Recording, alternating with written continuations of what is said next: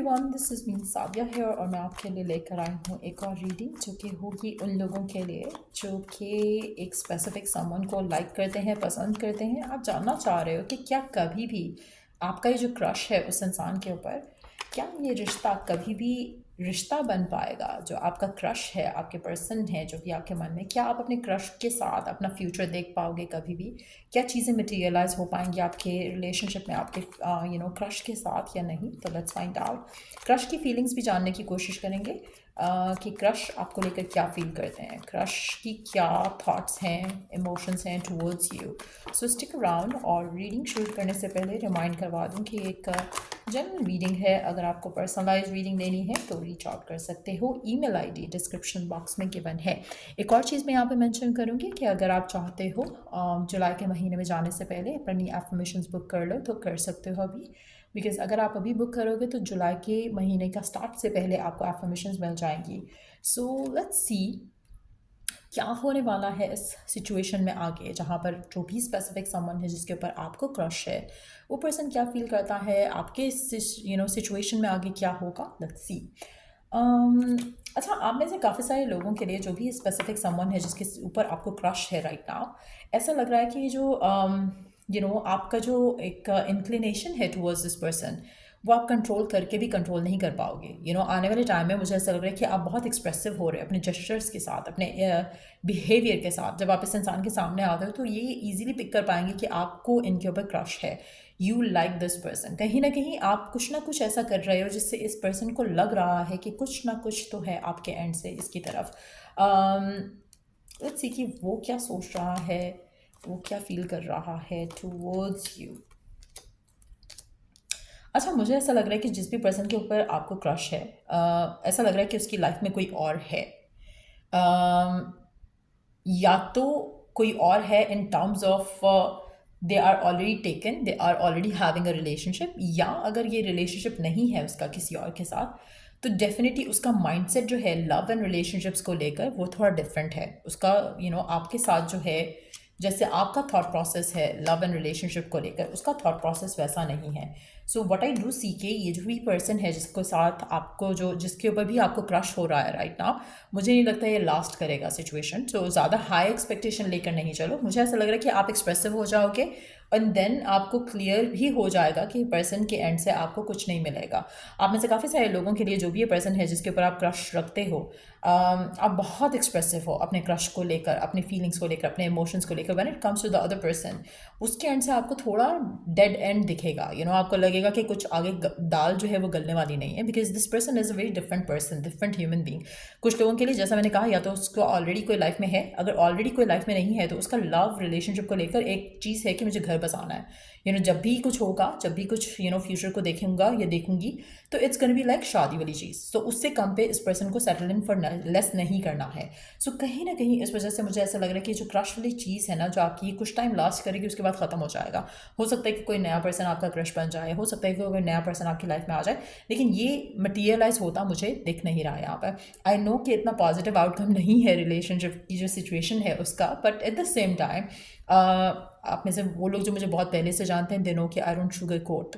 तो जो है वो है, जो रियलिटी है वो यही है कि जो ये रिश्ता है वो एंड हो जाएगा। आपके एंड से भी आपका जो इंटरेस्ट है किसी और की तरफ डेवलप होना शुरू हो जाएगा। जो क्रश जो आपको भी लग रहा है कि यू वांट दिस पर्सन और you would like to know this person on a deeper level, कुछ टाइम के बाद वो बदल जाएगा। अगेन रीज़न यही रहेगा कि आपको एक डिस्कनेक्ट सा फील होने लगेगा इस पर्सन के एंड से। एंड स्पेशली मुझे ऐसा लग रहा है कि दे कैन ऑलरेडी सेंस कि you have a crush on them, और वो चीज़ इस इंसान को जब रियलाइज़ होगी तो शायद वो एक अजीब किस्म का कोल्डनेस आएगी इस इंसान के एटीट्यूड में टुवर्ड्स यू।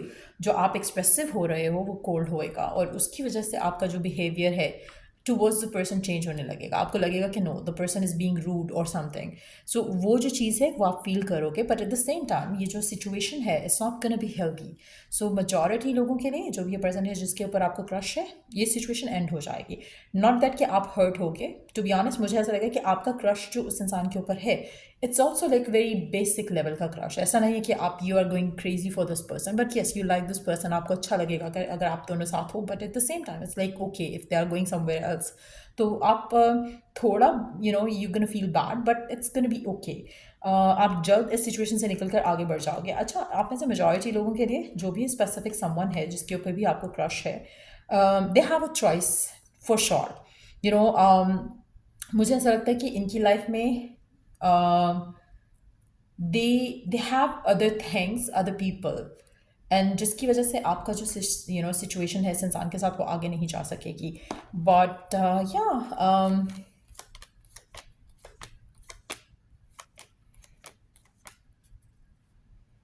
अच्छा, मुझे लग रहा है कि ये जो क्रश है वो क्रश ही रहे तो वो आप दोनों के लिए बहुत अच्छा है, दोनों के लिए, बिकॉज आई डू सी कि ये पर्सन भी कहीं आगे बढ़ेगा अपनी ज़िंदगी में, आप भी कहीं आगे बढ़ोगे, एंड जहाँ पे आगे बढ़ रहे हो वहाँ पर बहुत ज़्यादा म्यूचुअल हैप्पीनेस और फुलफिलमेंट है, वहाँ पर बहुत ज़्यादा प्यार, सक्सेस, रिलेशनशिप में कमिटमेंट, वहाँ पे बहुत ज़्यादा सेटिस्फैक्शन है, इमोशनल फुलफिलमेंट है, रिस्पेक्ट है, एक सेंस ऑफ बिलोंगिंग है, जो कि करंट क्रश वाली एनर्जी में नहीं दिख रही है। So which is a very good energy to have, to be honest.